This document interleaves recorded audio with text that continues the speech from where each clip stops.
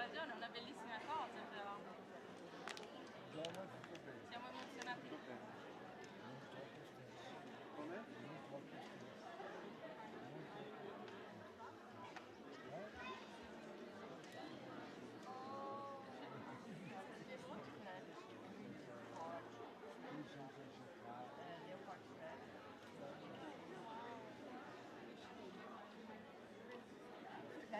giocare.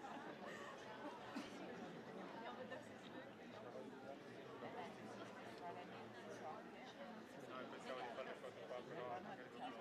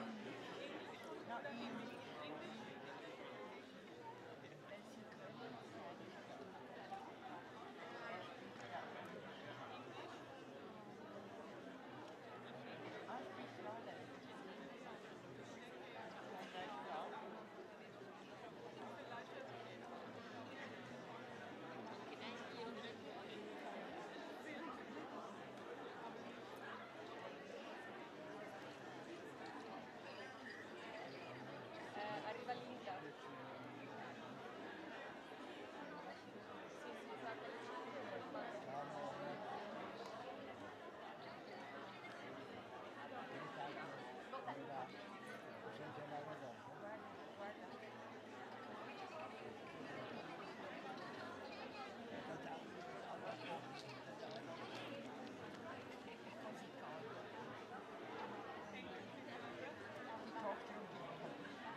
Sì, esatto, no, quello lì è il tuo è qua,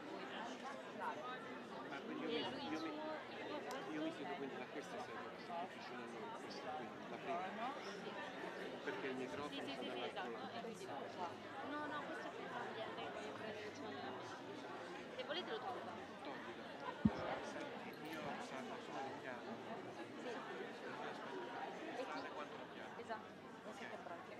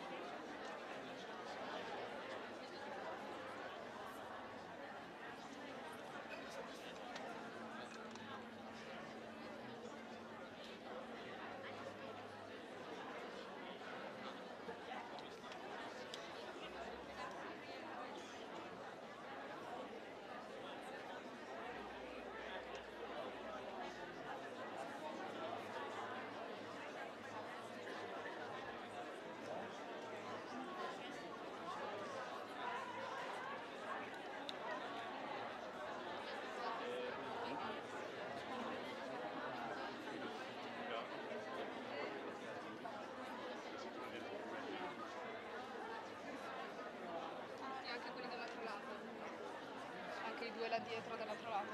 Sì, magari puoi spostare magari non so, non so, quello è una ambasciata. No, ci puoi spostare magari di uno, si può andare quella di uno, per la chiesa, perché non è un problema.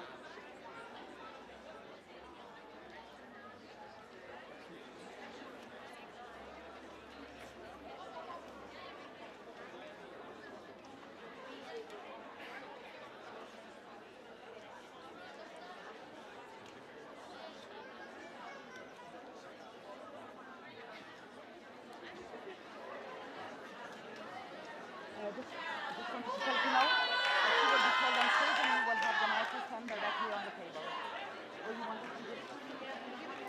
Oh no, let us sit down. As you wish. Yeah, let us sit down. Okay, perfect. So we can start when Giona is ready. He's ready. So you can start. Perfect. Great.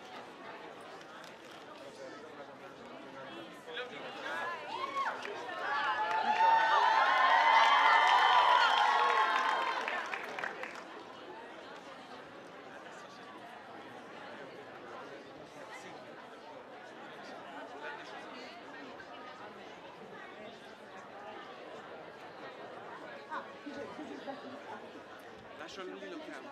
Lo chiamo io. Lo chiamo io.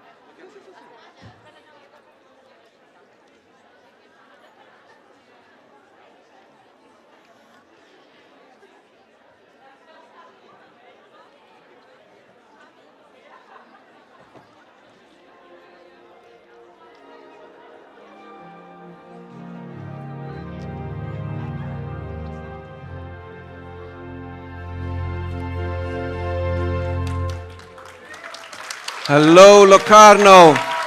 I can feel the warmth, I can feel the heat, I can feel the love. I can feel the love. It's a great pleasure for me to have you here so numerous. And I know what you're waiting for, and I'm going to call him. Please welcome Shah Rukh Khan.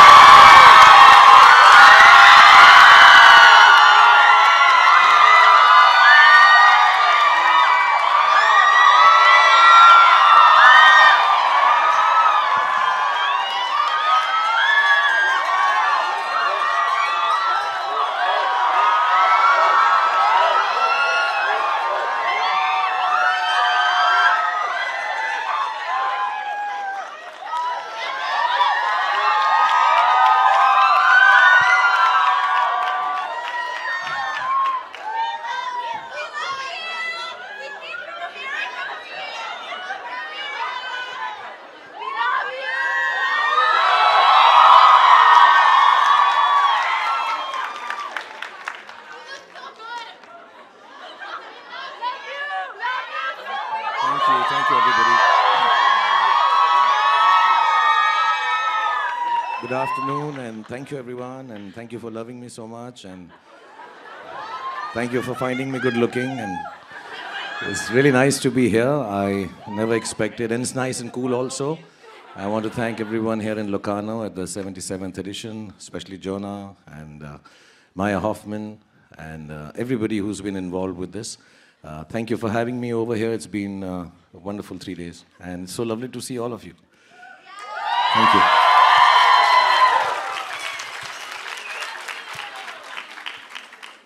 So, first of all, thank you for being here. You know how much it means to us. And as you know, this is a Q&A session.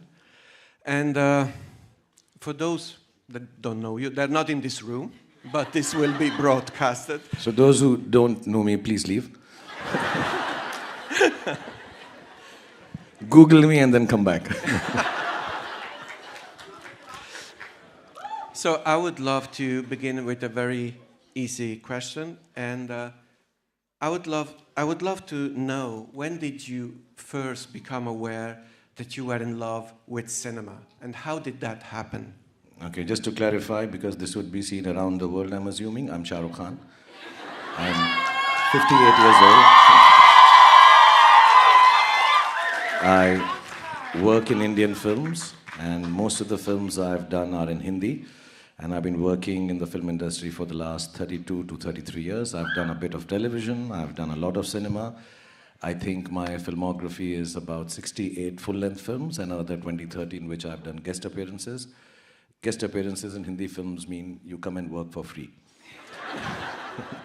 Well, that's what I've done, and yes, I was very young. I don't think I ever thought I'd be an actor, to be honest. I was one of those kids who wanted to participate in everything that happened in school. So whether it was the 100-meter dash, whether it was drama, or little plays, or what have you in school, sticking pictures on little chart papers and having an exhibition, or making a small light up in a science exhibition. And watching a film was a big deal. I'm talking somewhere in 80s, early 80s or mid 80s, and to go to a theater was a big deal. And my mother, she was a big movie fan. We had what is known as a video cassette recorder. To all the youngsters, there used to be an instrument where you put tape and played, and the tape used to get stuck. It wasn't like a hard disk that you have. And it was a big thing to own one, and we were very poor, but I think my mother's sister was very rich, so she gifted us one. So it was in her room, and in India, and I think in most of the culture that we follow, I'd like to say it in Hindi, we believe that there is heaven under the mother's feet. माँ के कदमों के नीचे जन्नत होती है. And that's what my mother told me every time, and said, press my feet. so at night I would press her feet, and when I would do that to put her to sleep, the television and movies used to go on, and if you didn't, you used to get older movies for 1 rupee or 2 rupees, the newer ones for 10 rupees. So you just watched movies after movies. So I started liking films then. And at one time, there's an exam in Hindi in the local language. Normally, kids are poor. I was in Irish Brothers School. Very Christian, very strict, very English speaking. So Hindi was not my strongest point. And then my mom said, I'll take you to a movie hall to watch a film if you get 10 on 10 in Hindi dictation. I've never said this, but I'll commit. I think one answer I copied from a friend, but I did get 10 on 10. And then my mother took me to watch a film in a theater, first time. And strangely and coincidentally, it's a film called Joshile, which was of the director with whom I did maximum number of my films later on in my life. So life is connected, Mr. Yash Chopra. It was his film, Joshile. And strangely, I'm sitting here in Locarno, Switzerland, because of him, because of that movie I saw. And then my parents died, and I wanted to just leave the city, do something. I was doing my master's in mass communication and filmmaking. I wanted to be a film director. I came to Mumbai. I thought I'll get some roles. Then I thought I'll work in front of... And television came into India, so I got little bits and pieces roles. And then one thing led to the other. I came to Mumbai for a year in 1990. And I said, I'll work for a year, earn 1 lakh rupee, buy myself a house, and then go back and become a scientist or a mass communication journalist. I haven't gone back yet, so we wish you never will. So, but you weren't always the hero. So you also played villains. So how did the switch happen? What clicked inside of you? So when I came to Mumbai, I was I thought I was very old. I was, I think, 25, 26. I started late compared to what people start in films now. I started at the age of 26, and most of the films being made that time were about college love stories. So I found it strange to be sitting on a desk in a chair and behaving I'm in college. I found it awkward. But I didn't find it awkward enough that when I became 32, I did the same thing in Kuch Kuch Hota Hai. So,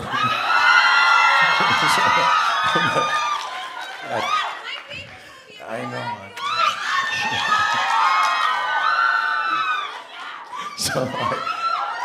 So I went to meet a director who called me, one very famous director. I won't take his name now. I mean, he wouldn't mind, I know, but I wouldn't take his name. And he said, the most attractive part of you is that you're very ugly.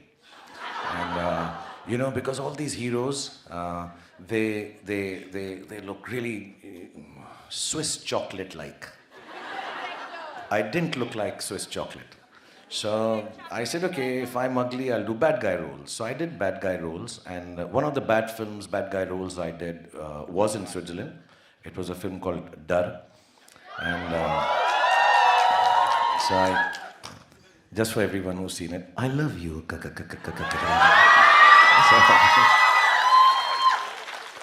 So I came here, and I think being in Switzerland and drinking your milk, I became chocolatey. Because while I was finishing that, I remember Mr. Yash Chopra telling me that I want to cast you in a love story. You don't look such a bad guy. And he made DDLJ with me. And so, yeah.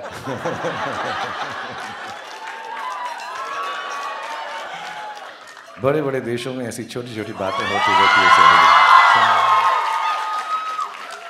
Yeah, so then one thing led to the other, then I became the good guy. And now I'm the good guy sometimes, the bad guy sometimes, or a mix of both the guys sometimes.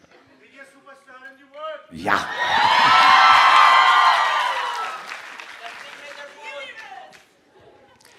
I hope this is not a too technical question, but I would really love to know, how does a film project in which you star come to life? Do you start with an idea of a script, a basic outline, what you want to do, or is it the desire to be directed by someone very specific, or a lead actress, or an antagonist, a villain you want to play with? And how does one idea lead to the other, and how does the project come together? So Giona, it's actually very simple. It's not as complicated. When you were narrating all that, I got scared. I do so many things. It's very simple. And I'm not actually wanting to do a lot of films. I realize that I take a long time to do a film. Many a times I'll see on social media people even blaming me, oh, come on, do a film now, it's too long and everything. But I take a long time because I want to spend a lot of time with the person who's going to direct me. Why? Because you spend a year of your life with them. I really want to have fun. And when I say fun, it's not dancing and drinking. It's just talking about films, getting to know each other. So when we are on sets, we have a good time. Because I think the love that you have on sets making a film permeates through the screen and goes to the people. So I really want to enjoy that process. I do 1 film, 2 films in a year. So I spend a lot of time. That's why sometimes I'm even blamed for working with friends again and again. But I've already worked with them. I'm comfortable. So and I'm sitting, I finished Jawan last year and Donkey. Now there's a certain kind of film I want to do, where maybe it's more age-centric, and I want to try something. For 6-7 years I've been thinking about it. And I mentioned it to Sujoy one day. We were sitting, he works with us in our office, he's made some films for us. And he says, sir, I have a subject. So it's as simple as that I have a desire to do a genre, a comedy or a social film or a drama or a courtroom, and I just put it out in the air. I meet a couple of people, some of them have a subject, I hear it, I spend time with them, and then we just go ahead and make the film and have lots of fun. So it's never been more straightforward than that. Like for example, when during COVID, my hair grew, there was nobody to cut them, and I was working out a lot, and one day I saw myself in all my glory in the mirror. And I looked at my body and my hair and I said, I'm Tarzan. I have to do an action film. And it was so strange. Adi, who's made DDLJ with me, called one day, and COVID was just kind of dissipating. People could meet each other in that 2 hours, 3 hours. And he dropped in and he said, I have a film. And I said, yeah. And he said, a guy is beating you and you've got long hair. I said, yeah. And then he says, who are you? And he says, I'm so-and-so. And you say, Zinda hai. He didn't say it so nicely. He said, Zinda hai. But when he said that, I told my team, I told Pooja and everybody, I said, we're doing this, we have long hair, we have the body, we'll just get up. So the film was signed only on one word. I know Siddharth for a long time, he's a friend. And I said, this is the film I'm doing, I'm cut out for it. So it's as simple as that. Long hair, and that's it. Well, in my case, long hair, quite tough. I've already done you in Jawan, actually, in the bald version. 2 of your most beloved films, Om Shanti Om and Mein Hon Ma, were directed by Farah Khan. So what is the main difference, according to your point of view, to working with a female director or a male director? What does it make it different, if at all? There is 100% some kind of a difference, not like a major difference to it being the decision-making reason or a deal-breaking reason. I do find, having worked a lot with women as actresses, as producers, as directors, I do find them a little more sensitive, a little more nuanced. Men, guys, this is not negative for you, because I'm sure your girlfriends and your wives are saying this to you every day. Yeah. Men compartmentalize their feelings. Oh, you don't understand. I want to not fight about just this thing. I want to fight about everything that has happened over the years. So men can compartmentalize and say, but we were fighting about this. Why has this come into it? But women are more nuanced and overarching. You know, they go all over the place. So I think I enjoy working with women because of the sensitivity, of also, to be honest, I don't want to belittle the importance of some of great directors who are also very nice optically, like Mr. Sanjay Leela Bansali or Karan Johar. They're very beautiful when they put on screens. Mani Ratnam. But women also make the films look nicer. I don't know, whether it's the colors. And again, not to take away from all the great male directors I've worked with, and I don't want to sound inappropriate. Anybody on social media finds this inappropriate, please don't. They do smell better. Which you'll understand, Nazzaro. He's a smell fiend. He just wants to have good perfume and smell and all. So you'll understand. They smell nicer. They have shampoo in hair. It's just nicer atmosphere. They laugh more. And Farah especially, to be honest, used to feed us very well. And she's got a great sense of humor. So it's great fun having done Om Shanti Om and Mehuna and even Happy New Year. She's a fun person to work with, but there is a little difference. Having said that, I am more in touch with my feminine side, I feel. See the way you and I are sitting? Yeah, with Pinky up. So we are more in touch with my feminine side, so I'm not too much into machismo and, you know, guns and fighting. So I like to hear girls talk, and I enjoy more with the girls, yeah. But, I mean,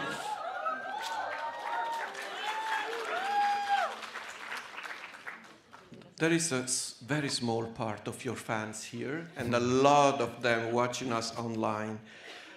But you've made in Fan a very interesting film about how you can worship an image or what you think what an actor is. And you played both parts. And it's a very complex film and also very dark. And for someone like you, how difficult was it to tap into these darker zones of what it is that makes the public image of Shah Rukh Khan? So I'll answer it in three parts. First, there are certain films, I know I'm known to do films which bring joy to a lot of people. I want films to be hopeful. I want films to be happy. I think storytelling should lead to something which touches people's lives in different facets. And improve is too hard a word to say, but touches people's life and makes it feel better. You know, when people come, sit in a dark room, watch a movie, it should invoke a feeling of positivity. But then, you know, as an actor, sometimes I want to try something which has not been done before, to push the boundaries that I can do as an actor, and then come back to doing the good stuff, the positive stuff. So Fan was a very personal journey, very scary journey, you know, to take both sides. I don't think the adulation and love that I get from people would become as strong and intense as the character played. Also, what was difficult was to play an insecure superstar and let it come to life. You know, normally when you play a superstar in a film, it's all glory and bigness and people jumping and screaming your name. But I wanted this guy to be scared of his stardom, which is very difficult to do it because it's like exposing a part of every star there is in the world, that, you know, there can be this insecurity. And, you know, so it was like looking in a mirror and identifying with the image and the person itself and going ahead and playing it. So it was very schizophrenic, very strange, very awkward. And to be very honest, with Manish Sharma, who was the director, I actually started feeling like two people. So it was a very personal journey for him and for me to bring this out. That's why perhaps it's so dark.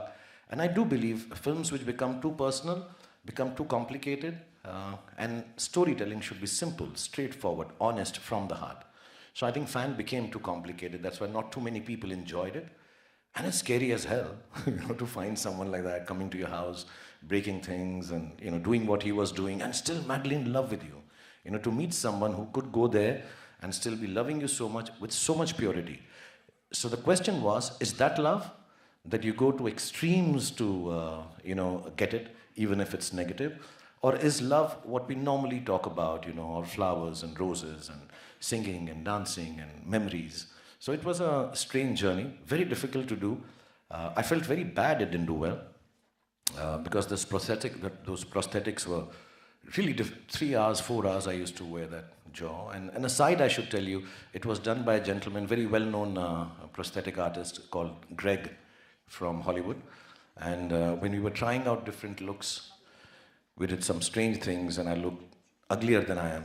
And then finally they said, okay, we found this jaw, and he had done Benjamin Button. So the jaw is actually Mr. Brad Pitt's.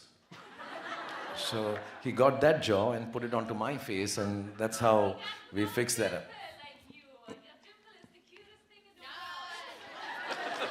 I'll tell Mr. Brad Pitt you said that, okay? Thank you. Thank you. Should we just send Giona away? And don't do interviews, just exchange sweet nothings of love. So, having spoken about this relationship with your fan base and fan, when did it actually dawn on you that your status was becoming something different than just a very well-known actor, a very beloved one? When did you actually understand that something was going on, something that wasn't there before? And how did you adapt to that, to this change? I'm asking this because I was just wondering if it happened at all, or if it... No, John, I come from a background where, for me, being able to entertain people when they come in touch with me every moment is the most extreme important thing. There is nothing more important. So if I'm here and these people have come from all over to sit down and watch an interview, I want them to take away something which is entertaining. It could be a sad entertainment, it could be good entertainment, it can be romantic entertainment. And for me, I've always never understood the stardom part of it. So I come and I try and give joy. I fall, I somersault, I run, I fight, I sing, I romance, I become a bad guy. And then I try to give joy in whichever way I'm like a monkey. I want to do anything that will give you joy. And then when people get joy, they like me back. And that liking becomes to adulation and adore me and love me. And say, okay, this is nice, he gives us joy. We have a life, all of them have a life. I have this life where I'm doing a job also. And they take time out from their jobs, from their life, sit down for 2 hours, get happiness, and respond back to it by saying, we love you. Stardom is just a circumstantial, consequential byproduct of this. It has nothing to do with me and them. That just is because you have to, like I said, compartmentalize everything. So that's a different person. That's a different thing. It has nothing to do with what I do and what they do. So I've never thought of stardom as anything important. Yes, I respect it a lot. It has given me a lot of recognition, love, monies. My family feels happy because of it. But beyond that, stardom is not something that I carry as the first thing when I walk into a room. For me, I've always said this, it's an old thing I always felt. To me, I wear stardom like a t-shirt, not like a tuxedo. It's not important. And it's there, I'm careless about it, and it's very nice, and I hope it remains. If it's not there, will this love change? I don't think so. So stardom has never, but yes, I do know that, sometimes I meet people, and I've done a film 10 years ago, and they say, we got married, and I saw this guy, and I married him because after seeing so-and-so film, it didn't turn out well, but it had nothing to do with the film. I still had a good time. And some people, I read a book just now by some lady which said, you know, young girls started wanting to do something because they were inspired by the story of this guy who comes from nowhere and achieves something in life. So those things make me realize it's an important thing. I need to respect it, love it. I need to not understand it, own it, or believe this is what I am. I think the day I stop being able to give joy, stardom won't matter even if I'm a bigger star. What would matter is that people are not taking back home something that I wanted to give them. So I don't know how I equate to it. I try not to be a star. I try to be just myself as I am on screen and off screen, and it works better for me. This answer is why we love you. This answer is exactly why we love you.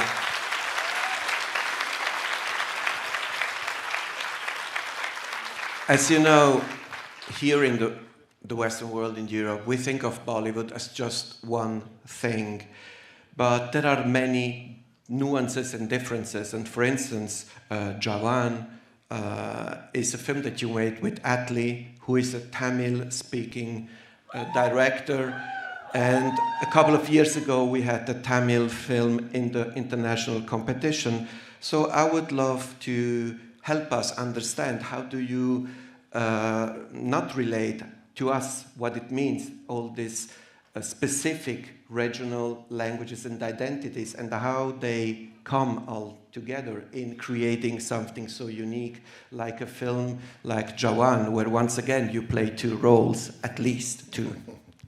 Actually, if you ask me honestly, for years, for me, to regionalize Indian cinema is wrong, to be honest. It's just that our country is so vast that we don't have different dialects across the nation, we have different languages across the nation.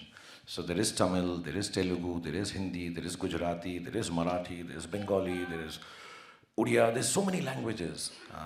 So it's somehow, I think it's all Indian cinema. Having said that, to me, one of the greatest storytelling parts of India, if I could say it like this, is the South Indian part. They have some outstanding storytelling. Malayalam cinema, Telugu cinema, Tamil cinema. They have some of the greatest superstars of our country. And we all know it in India. It's not that. It's just that recently with some huge hits, including Jawan and RRR and Bahubali, everybody started noticing it all over. But cinematically and technically, South cinema is really, really fantastic.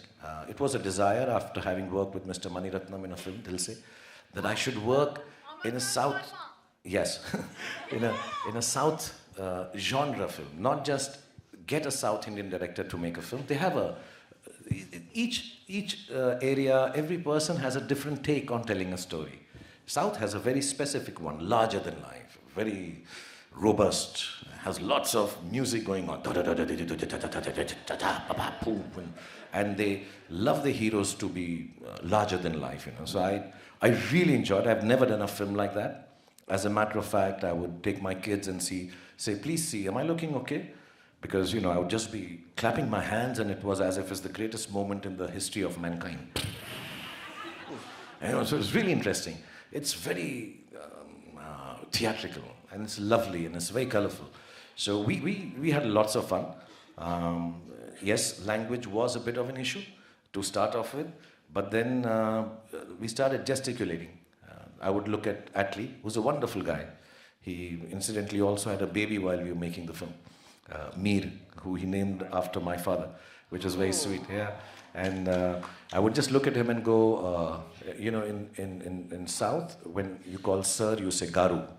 So I'd say Garu, and he'd go Mas, and that is it. So most of the time we would just go Garu Mas, Mas, which meant it's good and it's all right. So we made most of the film just shaking our hands and having a great time over idli, dosas, and some chili chicken.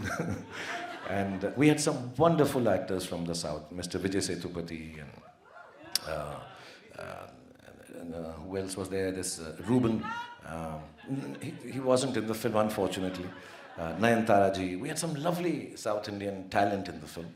And I think, genuinely, it's one of the first fusions of Hindi and South Indian cinema, which transcended all kind of boundaries and did really, really good business and was really loved as a film across the whole nation. So great experience for me, Jawan was.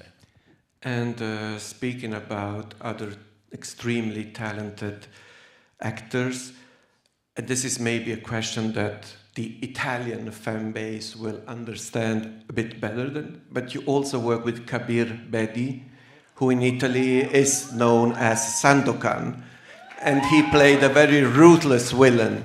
How was that? Yeah, it was, when the film came out and we saw Mr. Kabir Bedi, who I now know personally. That time we just saw him as handsome hunk, and he had this long hair and an Italian Sandokan was coming. It was during the time I used to press my mother's feet and watch movies with her. And we waited, and you didn't have over-the-top platforms, and so you didn't really have access. You had to wait somehow, and I remember, can we get Sandokan's VCR? We want to see it, and I saw it, and it was really heartening. I mean, genuinely, if you were to talk about crossover actors, if I'm not mistaken, I don't know before that, at least in my times, Kabir Bedi was the first crossover actor internationally, and rightly so. And coincidentally, in one of my first films that I did with Hema Malini, Dil Ashna, he was my father. So I'm the son of Sandokan. So I have my Italian connection. So it is really wonderful. We knew all about it in India. It was a big thing. And for Mr. Kabir Bedi, I think just kind of opened doors for lots of other actors to feel they could go outside the country and act. Action and dance is a big part of your film. How much are you involved in choreographing a dance scene or a musical number, and how much effort goes into choreographing a fight scene and action scene? Consider that especially in your last movies there are so many elements, trains, helicopter, fighter planes and other guns and so on. So how do you work on that? So yes, action is difficult. You have to practice it, you have to learn it. Yes, you have doubles doing some of the most dangerous stunts. I have some wonderful guys, a gentleman called Devil for Pathan and Jawan, and some other boys. But 80% of it you have to finally do it yourself if you want to sell it truthfully. Otherwise it doesn't look right. So you get hurt, you have to choreograph it. The next film that I'm doing, King, I have to start working on it, lose some weight, stretch a little, so my groin doesn't get caught while I'm doing action. It's very painful. It's very hurtful. I have 2 bagfuls of icing machines, so you keep doing it. And it's the worst thing to see me on sets after action. I look really cool in the film. After that, I'm tied up. Somebody's pressing my back.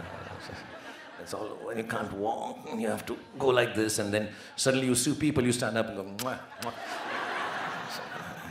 It's really like that. Dancing is an art form that I'm still trying to master. When I come from theatre, I used to do a lot of theatre when I was young for 8-9 years in Delhi, and that's very seriously done. Theatre is very serious business. So suddenly having to come sing and dance and just do some strange steps was awkward for me, to tell you. And I had lots of issues with the choreographers because they would just tell me, I don't know, you may not understand this, but I was doing a film and the line in the song was like, Rab ne bana diya. Rab means God, and so not in Rab ne bana di jodi, it was an older film. And Rab ne kar diya. So I thought, during the song you'll say Rab because you'll point to God. But this gentleman made me do a step which was this. So I'm saying, why? He says, Rab na, he has to rub and all. I said, no, that rub is... So I was doing a step which was like, rub, and I said, no, and I got so disturbed. I'm like, no, I'm not going to do this kind of dancing. Till actually, Saroj Khan and Farah Khan came into my life. They were very sweet ladies. I hold them responsible because they realized that either they realized that I had a different interpretation of dance, or they realized I can't dance to save my life. And they had to make do with me, so they allowed me to do all this. They said, okay, you be easy. But on a serious note, when you have dancing in a film, it does take away from character. Because you don't dance like someone, you dance like yourself. It's very difficult to dance in character. Maybe 1 or 2 films like I was playing Rab ne bana di jodi where I'm a bad dancer and also you play But it's very difficult. So for an actor like me, essentially it was very difficult to accept it. But slowly over the years, with most of the choreographers now, they're very kindly to me. They don't expect me to do lock and pop. They don't expect me to gyrate too hard. They're okay, you know, zinda, banda, or chaya chaya. You know. So it's a difficult thing. Even now, whenever I get to know that I have to go and shoot for a song in a film, I am awake all night. It's very difficult. It's very difficult, yeah. Still speaking about your films, in Ra 1, where you play this digital tech wizard, there are a lot of Jackie Chan jokes, references.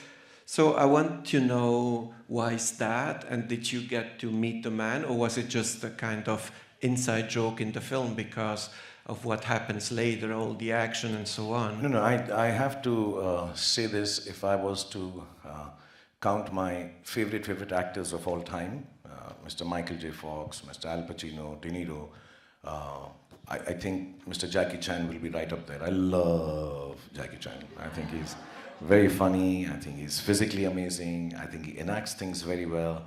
And he still continues to inspire me. And I had, when my first son was born, Aryan, I really felt he looked like Jackie Chan. When kids are born, they look little like this. And they're like that. He was, he's like Jackie Chan, you know. He looked very Jackie Chanish to me. And then I trained him in Taekwondo, assuming he will grow up to be Jackie Chan. And I really wanted him to be Jackie Chan, I'm telling you honestly. I remember a friend of mine met him somewhere. Then he signed a cap for Mr. Jackie Chan, signed it for Aryan. And then many years later, I think 3-4 years ago, I had the privilege of meeting him in Saudi Arabia.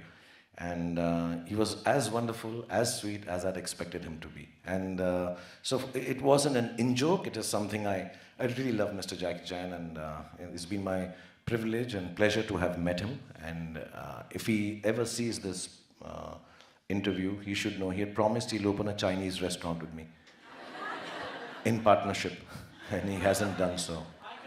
So Jackie Chan, Sansai, please now, the restaurant. Some of our more recent film, they have also a lot of digital technology. And I wanted to know how digital technology changed, from your point of view, the process of a filmmaking. Well, I think it's very important, especially with youngsters now having telephones. You'll understand it, you know, because the newer generation is not going to be technologically bereft like maybe the older one is. We have to learn. We still have to figure out how to use the remote control. But the younger guys know stuff, and when they know stuff, they want to see stuff. And when they want to see stuff which is larger than life, more imaginative, bigger, better, I think technology will make it's just one line. What you can imagine, you can show. And I think that's very important. So there are some storytellings which require technology to us. Even Fan, you know, finally after wearing all that makeup, we had to touch it up so it doesn't look unreal. You need technology for that. For flying, for fighting, for all the aircrafts. Just to make it clear, I didn't jump from the plane. Just so that, yeah. You didn't? I can, but that day I wasn't feeling like jumping from the plane. So it all helps. But having said that, I think at the end of it all, technology is going to be the backdrop, not the backbone of filmmaking. It will always be the nuances, the emotions, the thoughts, the basic simple truths of human beings, which is determination, hope, happiness, sadness, failure, success. I think those are the things which are going to mount a film on the back of technology. It's never going to be the backbone of great storytelling, is what my belief is. But as an assistance, as helping tell bigger, better, nicer, sweeter, cooler, imaginative stories, I think technology is really, really very helpful. And in the last 5 years, it has changed drastically. And I think next few years, even more. Among your filmography for this, to celebrate your presence in Locarno, we picked DDAS. And it is a film that I saw many years in a festival, and I loved it. And I know there are some stories about it in DDAS, and maybe you want to share them with the... It's a very special film. Like, again, it keeps going back. This whole interview's become about my mother. It keeps going back there because when I was, again, back pressing feet, which I've done a lot, you know. So. Okay, so one mantra if you get for success is keep pressing your mother's feet. So, so I was pressing, and DDAS was a movie she loved watching. My dad also used to talk about it. It's one of the biggest, greatest classic films with Mr. Dilip Kumar, and even before that with Mr. Sehgal, Uttam Kumar down in Bengal. It's been remade in the country, and it's about a guy who's an alcoholic, doesn't commit to a girl, goes away, and you know, at that time I could not find any essence in it at my age. Many years later, when Mr. Sanjay Leela Bhansali, who I think is one of the most talented filmmakers of our times, he came down and he said, I want you to do DDAS. So I said, no, he's a loser, he's an alcoholic. I'm too cool to be DDAS and all that.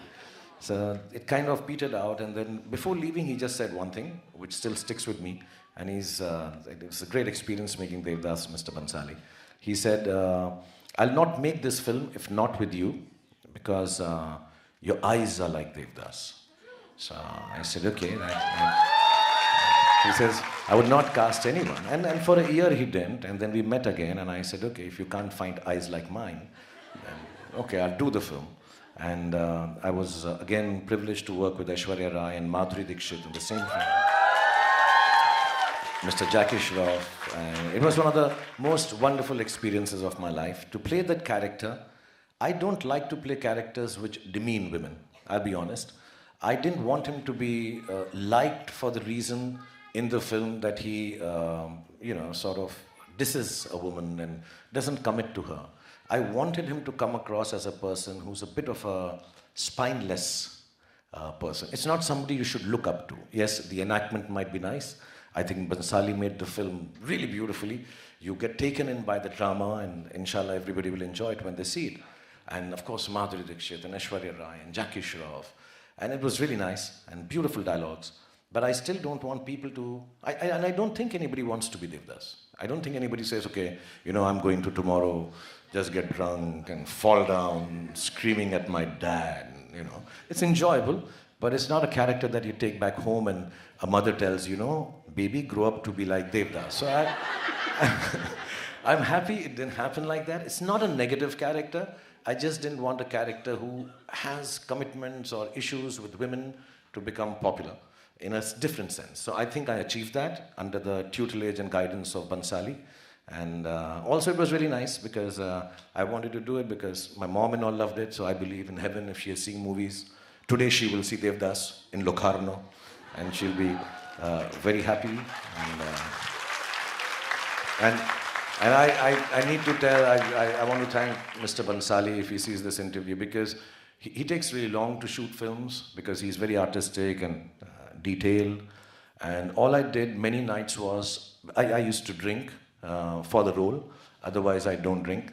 And so I would have alcohol there, and then one night Ma'am Madhuri Dixit would be dancing, one night Ma'am Aishwarya Rai would be dancing, and I'd be just drinking there with Mr. Jackie Shroff.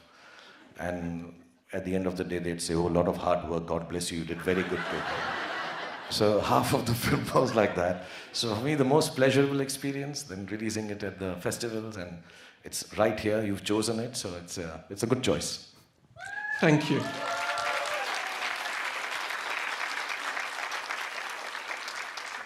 Let's get closer to home. One of your heroes, you said so yourself, is our hero, Roger Federer, and you shot DDLJ in Switzerland. So, what is the specific ties that you have to Switzerland? See, I joke about it, but to be honest, you know, when I was growing up in Delhi, I come from a very lower middle class house. And to come to Switzerland is a dream, you know, at that time in 80s, oh my God, we'll go to Switzerland. We just heard the name, you know, like we back home in India, it's Kashmir, and everybody loves Kashmir. So internationally it was Switzerland. Oh, to be in Switzerland, you know. And then I did a film and I'm down here and, you know, I was we shot, I think, near Interlaken and Stad.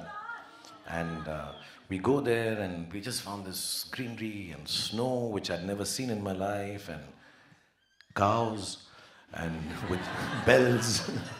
Ting, tung, tung, tung, tung, tung, tung, tung, tung. It was so pretty and so beautiful, and unfortunately the girls had to dance in chiffon saris. I could wear the jacket. It was really cold, unlike Locarno, which is very hot. But so it was really fantastic. It changed my career. I did all the romantic films. I shot them here with Mr. Yash Chopra. So for me, it's a strange connection. I'm now the Swiss chocolate boy. And I think it's a full circle for me. So when you asked me, and Nazzaro and the whole team has been very, very humble about and thanking me for coming here. But I want to thank you, because for me it's like a full circle to have gone from Switzerland and get the highest award in Switzerland from the Locarno Film Festival.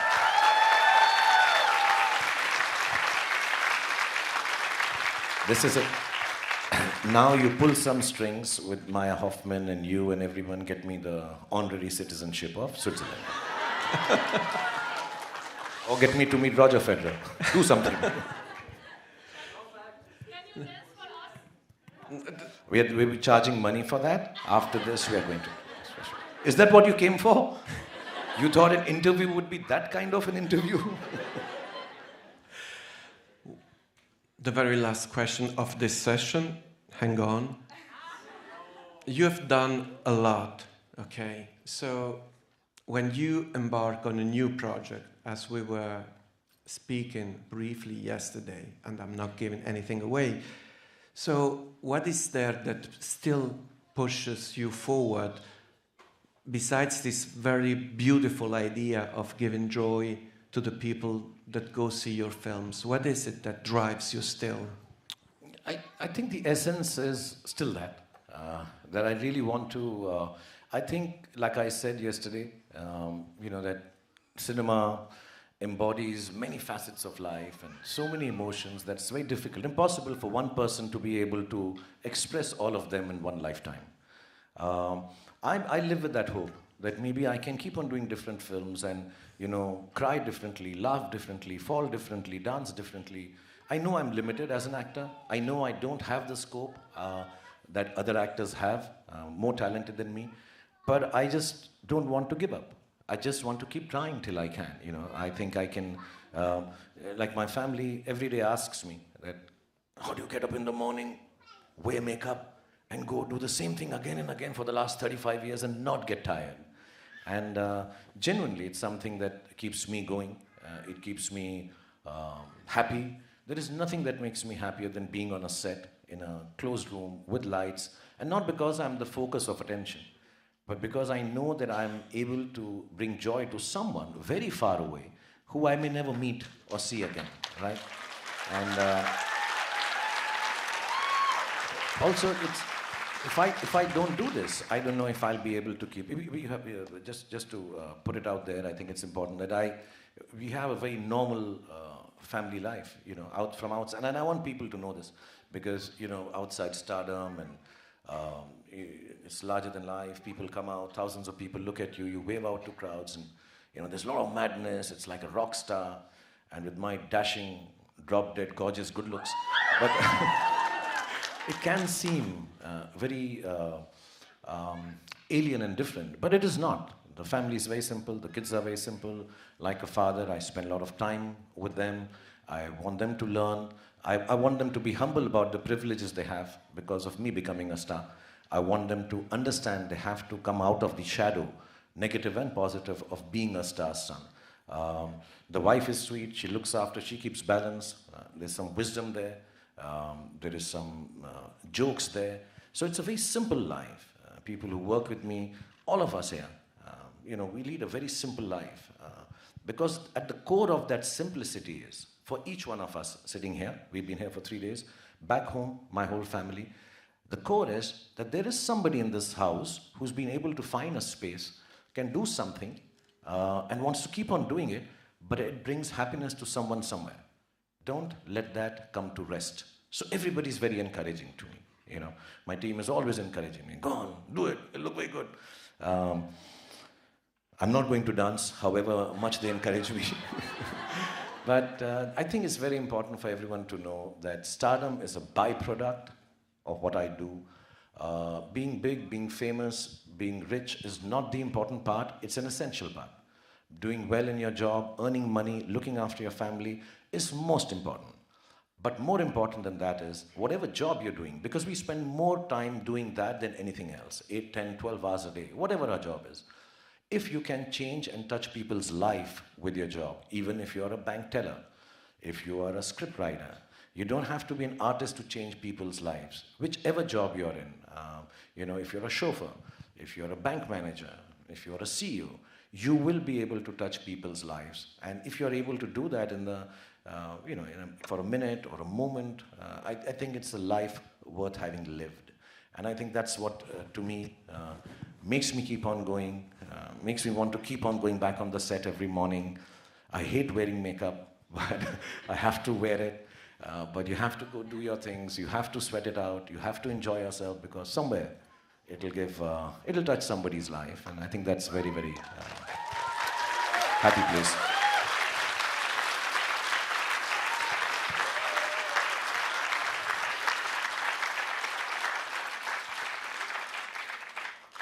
I have actually a ton of questions for Shah Rukh Khan, but I'll keep them aside. No, wait.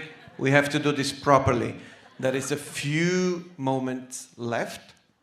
We will have a couple of questions from the floor, strictly cinema related. We're here to talk about cinema and films. And my films only. And no, put your hands down, please. Put your hands down. This is not fair. Put your hand down, please. So, the first one. Here.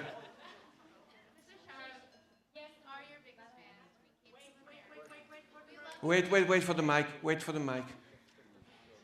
Mr. Shah Rukh Khan, we love you so much. We came from America all the way for you. We've been your biggest fans since we were kids. Our question to you is, out of all the amazing roles you've done, which one personally impacted you the most? You've done the romance, the hero, the action. Which one impacted you the most? All of it impacted us. But personally for you, which one? What's your name? My name is Nabila, and this is Marouche. My name is Marouche. We came from Washington, D.C. for you. Marouche and Nabila. Yes. Thank you for We coming. love you so much. So I don't want to break your heart with this answer. I'll be honest, Nabila, because it's very important for me, and it's at variance with a lot of really wonderful actors, how I think about acting. I truly believe that when I'm doing a role, whether it's a Rahul or a Raj or a Devdas or Kali or whatever, I have to not believe in the character. I know a lot of actors take this very seriously. They get disturbed when I say this. I don't believe in the character. It's not important for me to believe in the character. It's important for me to make Nabila believe in the character. I have to make you believe. So a lot of people, when I finish a role, they say, has it changed your life? No. This is what I do. This is my job. This is what I was trained to do. This is an iota of talent that God has given me to do.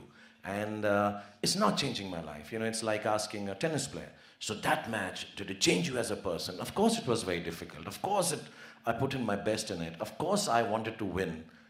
But no, it's not made me a different person. It's not, I've come back and now I'm a different kind of person because I won that match or lost that match. No. So I don't change. I only do roles, I'll be again very honest, which I feel for. I just don't do it. I try not to make it a hero type. I try to bring in some nuances of people that I've met, interacted with, and try to put it into, like actually Dar was a person I knew very well, who was a genius in my school. And he was very awkward and shy because he had a stammer. And I wanted to, and he must be somewhere very successful scientist right now, I'm sure. But he was so awkward, and I wanted that awkwardness to come in the character of Dar, so I used the stammer a bit. So I use nuances from things that have affected me, but no, a character has not really impacted me and changed my life completely, no. Unfortunately. Or maybe it will later. No. Put it down, otherwise it's not fair. Second question. You are so fast. You're all together. Here, there. Hi. They'll give you a mic, wait. Yeah. Hi, still representing America here. Uh, how was the iconic Shah Rukh Khan pose invented? That what led to you finding that pose? What's your name? Prachi. Raji. Prachi. Rachi. P. Prachi. Prachi. Yeah, I don't know Prachi. The other day I was sitting with. I really don't know. I have no idea. I think what happened is that in movies in Indian cinema, one of the things that you need to know initially in 90s is what is known as a dip. A dip is you just do it on one leg, and I know it just is. You stand there and I may have forgotten it, so please don't laugh and all. But it's like, for example, hum me a song, Samriddhi song. Chaliya. Jana Sanam. So you just have to keep doing this, right? And then, and then I couldn't do that. And then I felt very ashamed of myself at night. And all night I kept doing this. I kept doing this in the room, kept doing it. In the morning I came, and the choreographer, I remember, was Saroy. So I said, ma'am, ready? She said, haan, beta, you can't do that, so you just stand there and put your arms out. So I said, but I can do this and all. She said, no, we don't need it. It doesn't look nice on you. So she didn't do the dip. And then I just put my arms out. Then again I went to another set, and again it was a little difficult. And I turned to her, or maybe to Farah, and I said, listen, let's cut it. Can I just put my arms out? And it kept getting arms out. And then I think because I was putting my arms out so much, I had to do it more intensely. Then I made it scientific. Then I started telling people that you have to keep your right leg like this, go like that. So I'm only fooling you all. It's nothing, it's just arms out. But This is the last question. Let me see someone. This lady there. Yeah, you. No, the other one. Sorry. Yeah, you. Let's be fair also to the people in the back. Hi, I'm so stunned. I'm sorry, let me take a breath. So first I would want to talk about my friend's painting. She's Italian, and oh wow. She's... Is that a painting or a photograph? It's a painting. She Awesome. did it in 2017 before even knowing that, she would meet you. So I would like to talk about that first. It's beautiful. Please go You ahead. have a question? Thank you. Yes, I have. Cinema sorry. related. Yeah. Sorry. So my question is that it's actually yesterday that I felt that this must be a regular day for you, right? I mean, love, fans, you've done it all. Like I cannot think of a role that you may have not done. So as a person who has achieved this much success, what role excites you? Like, do you feel content, or is there still hunger and you feel like, I want to do this kind of role? That's my question. You. What's your name? My name is Aishwarya. And my Okay, name sure. is Francesca. Thank you so much for both Can of you you being say- here. But I do believe that again, this is a little at variance with how people talk when gurus talk and they say you should be calm and you should be collected and you should meditate and accept life as it is and have peace and contentment. I think contentment is overrated. I think you need to be dissatisfied. You need to always be questioning yourself. Does not mean you go and become anxious, but you need to always be dissatisfied as a creative person. So I don't get satisfied ever. I don't think I've achieved anything. I don't think that there is, it's over and done with and I'm successful. I think it's all irrelevant. What is relevant is, can I do something new tomorrow again? I keep asking myself, when was the last time you did something for the first time? And I keep wanting to answer that, oh, that was just day before yesterday, or that was just now, A lot of times, I've not been asked, but I'll still answer this, that many a times people say you should do more meaningful cinema. It should stand for something. I think my cinema stands for everything, for somebody, because it should have a little bit of happiness. It should have it should have a gamut of colors. It should have everything for someone to take away in a given audience like this. I don't want my cinema to be a statement. I want it to be a testament of life in its beauty, good and bad. So sometimes it's a testament about right things, sometimes it's about corruption, sometimes about bad things, sometimes about love. But it need not just be a statement and we think it's a purpose. All these things confine you, compartmentalize you. I like to keep it open and believe that what I've done today is the first day I'm doing it. What I've done yesterday is over and done with. When my movie gets over, I take a 2-hour bath. After that, I don't think about the success or the failure. I'm on to the next one. If I can't move on to the next one, I think I'll rust and I'll finish off. And I will say to all youngsters, please do not rest on your laurels. You will just have extra fat. And I don't mean to be speaking about it physically or body shaming anyone. I just mean in terms of emotional fat. I mean in terms of becoming obsolete. I think in terms of just rusting. So you have to keep on thinking that is this, especially if you're an artist or anything else actually. Just be dissatisfied, get up, do something new. Don't worry that, you know, I have been successful.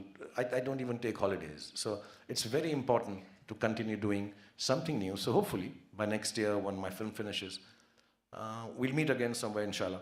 And you'll say, oh yeah, that was new. Give my love to your mom. Thank you so much, Shah Rukh Khan. Just a second. May I ask you something? May all cool girls and cool boys raise their hand and say, you can do way better than that. Come on, raise up and say it again. Thank you very much.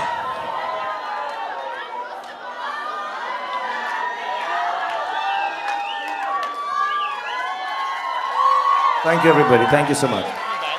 Thank you.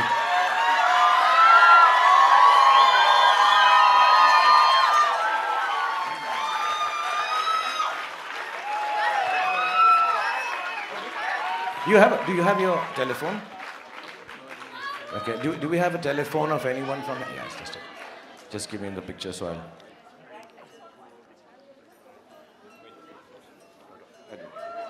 Because, you know, I don't know, I'd love to stand here and do individual pictures with all of you. But I'll try and do some pictures. This is Giona's Brunswick, Council Journal in India from the Swiss Embassy. I'm doing it on his phone, and it is Giona's responsibility to give it to all of you, okay? So I'm going to keep on doing it in sections. So I'll start this side first.